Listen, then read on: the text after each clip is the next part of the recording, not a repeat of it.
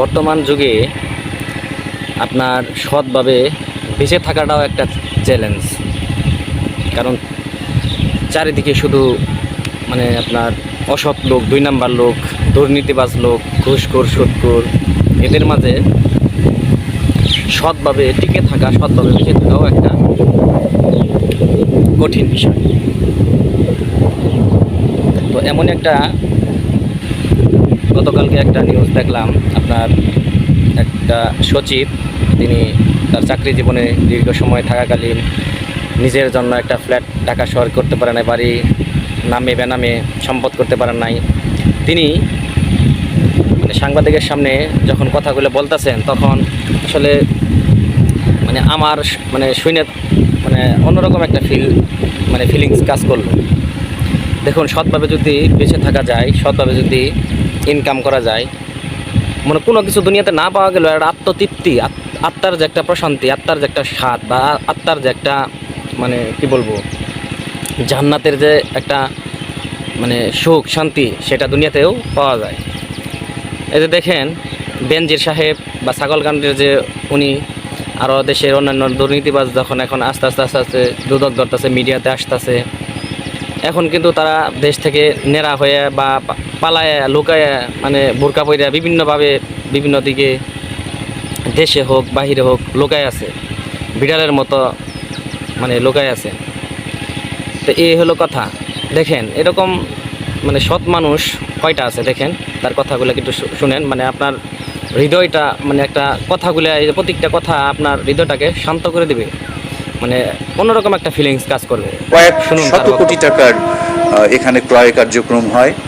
এই শত শত কোটি টাকার ক্রয়গুলোকে আমরা স্বচ্ছতার সাথে আমরা ক্রয় করেছি। নিয়োগটা আমরা স্বচ্ছতার সাথে নিয়োগটা আমরা স্বচ্ছতার সাথে করেছি। স্বচ্ছতা, সততার যে আনন্দ, এটি যারা না পেয়েছে তারা বুঝবে।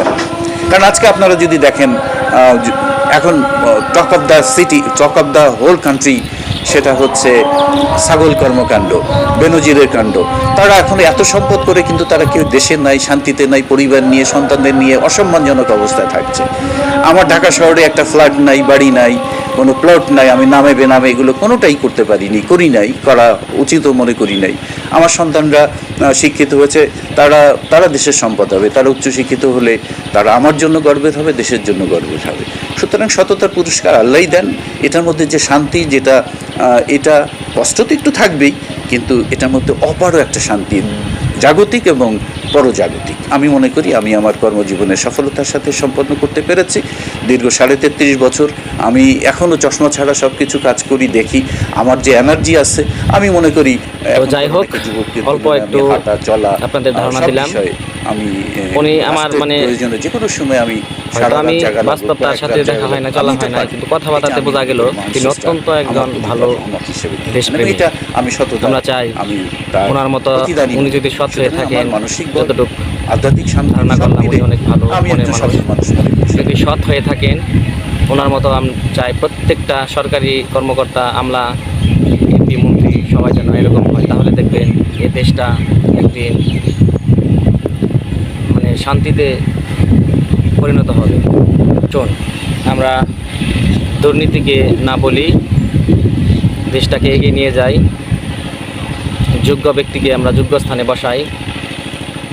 অযোগ্য লোক যদি যোগ্য চেয়ারে বসে, তাহলে কিন্তু দেশ, জাতি, সমাজ, রাষ্ট্র কোনোটাই সঠিকভাবে হবে না। তো যাই হোক, ভিডিওটি ভালো লাগলে সবাই ফেসবুকে যদি দেখেন ফলো দিয়ে রাখবেন, আর ইউটিউবে যারা দেখবেন সাবস্ক্রাইব করবেন। আপনার একটা ফলো, একটা লাইক, একটা কমেন্ট, একটা সাবস্ক্রাইবার, যারা কন্টেন্ট ক্রিয়েটর, তাদেরকে অনুপ্রাণিত করে সামনের দিকে এগিয়ে যাওয়ার চেষ্টা, মানে এগিয়ে যাওয়ার জন্য অনুপ্রাণিত করেন।